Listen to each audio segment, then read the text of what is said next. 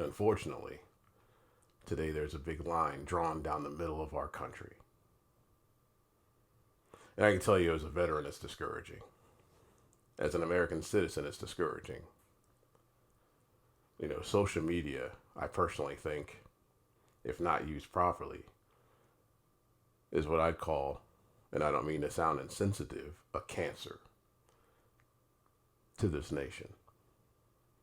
Reaching to the furthest places, undetectable sometimes, loud other times, takes your peace away, makes it so when you go to sleep at night, you don't know what to expect tomorrow. I don't think social media is the place that we are supposed to be spending a lot of energy. But there are a lot of folks that spend a lot of energy and glean a lot from social media.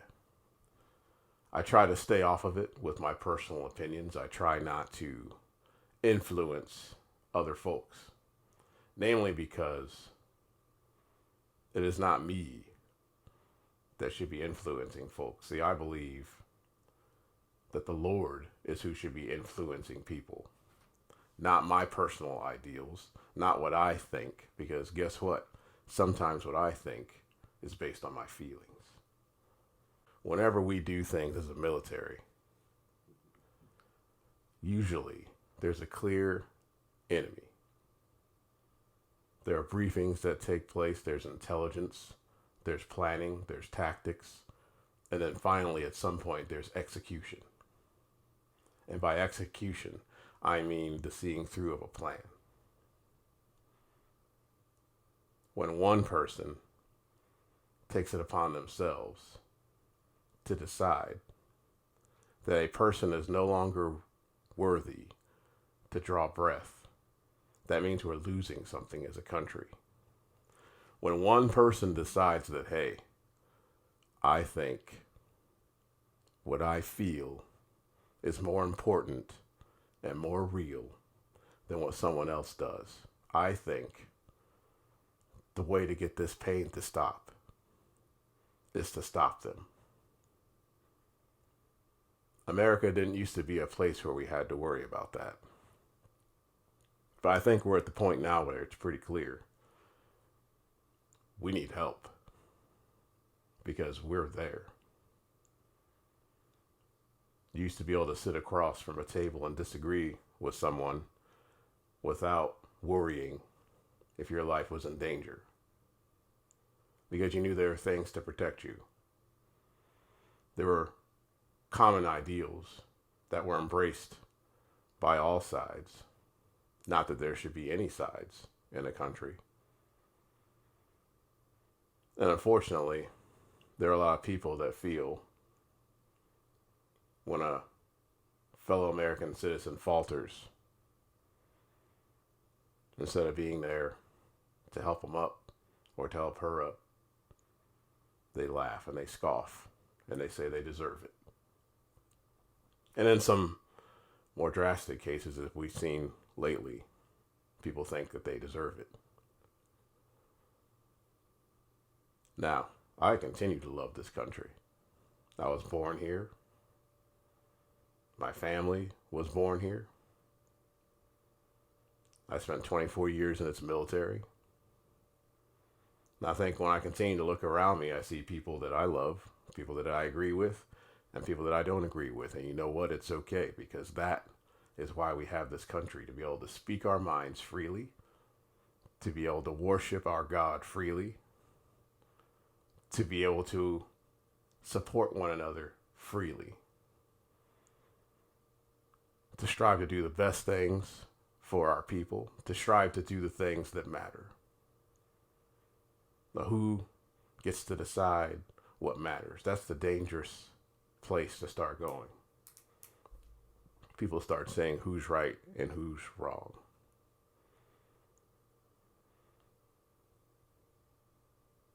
That's because the foundation of our faith is shattered, not because of the death of one man, but because where we have been going as a nation.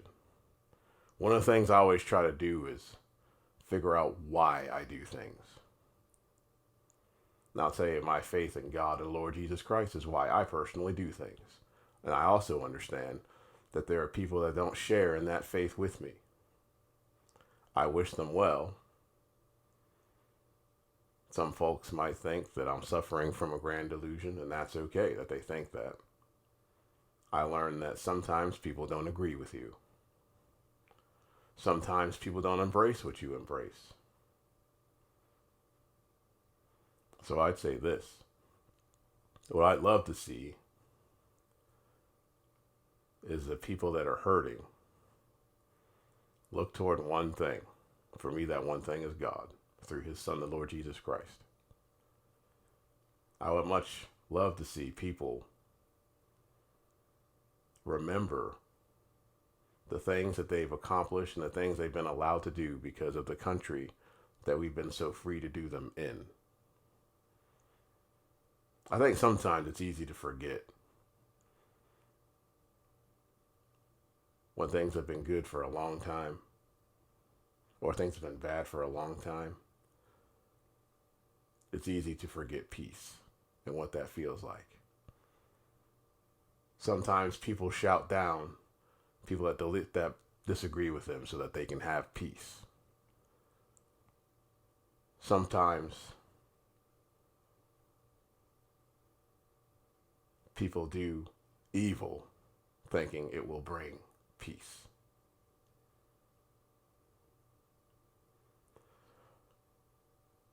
And I'll tell you, I remember on my first ship, on our brow, which is how you get onto the ship, there was a banner. It said, "In war, resolution, in peace, goodwill." The thing is, in war, there are some high-ranking officials that use a lot of information, a lot of briefing, a lot of planning, as I said earlier, to execute a mission. But now people are taking things into their own hands. So that's discouraging. This country was never intended to be that. Many wars have been fought on our soil. I think about the cries of the widows and family members that time has allowed to dull, going all the way back to the Civil War. There are people that are absolutely hurting everywhere. Some people don't feel heard. Some people feel trampled, disrespected, put down. And sometimes they look at the American flag and they think it's America's fault. That's why it's important and incumbent upon each and every single one of us to do the best that we know we're supposed to do. To be the best that we know we're supposed to be.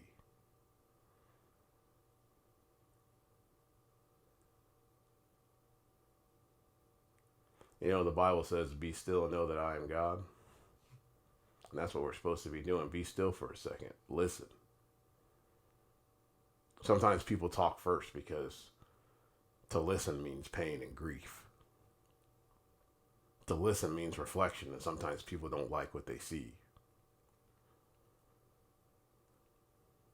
To speak means to say something that they feel the other side, not that there should be any sides in this country, would pick apart and use to judge them and cut them to the heart. But remember,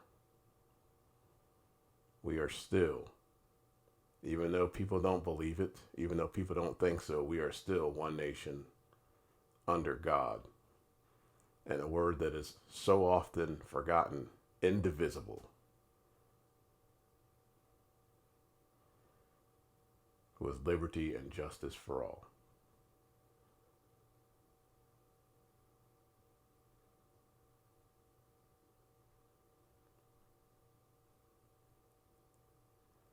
So I guess I say all that to say, the thing about what happened last week and the fact that it happened here,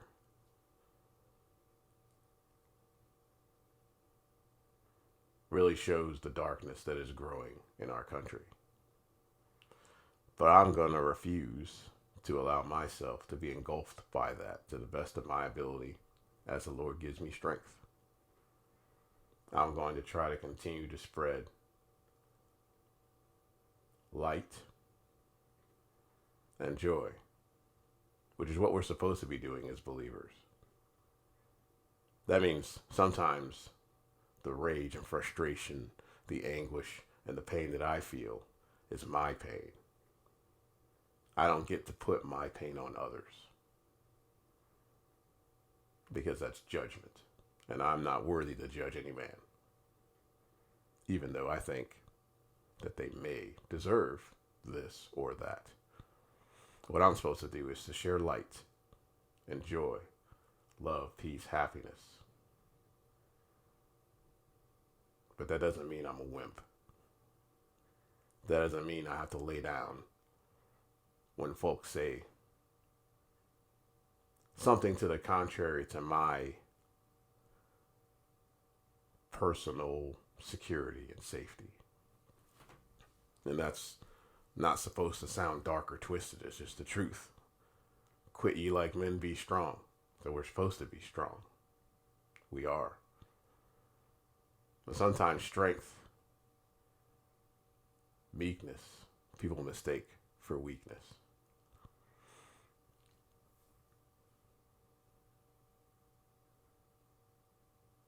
You know, I don't know what is going to happen today. I don't know what comes tomorrow. But there are a lot of people right now that should be praying and not worshiping one man that was taken out, but absolutely what he stood for and what he believed in. It's easy to take things out of context when the only conversation that you engage in a person with is a soundbite one way. It's not really even a conversation. The only thing you really hear them say are sound bites. The only thing that you hear are people that may not be as articulate as them parroting what someone says.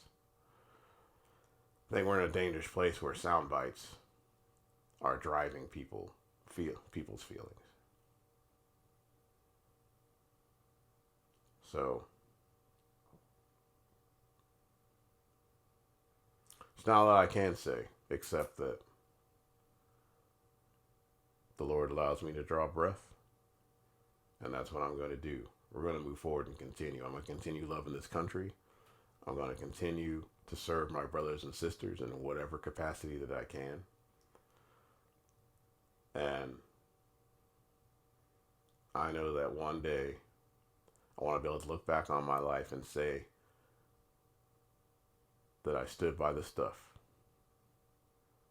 that I finished the race, and that I kept the faith. That's my goal. So even though there's a darkness looming over the country, I know who the light of the world actually is. And that is what I intend to reflect and to amplify the rest of my days.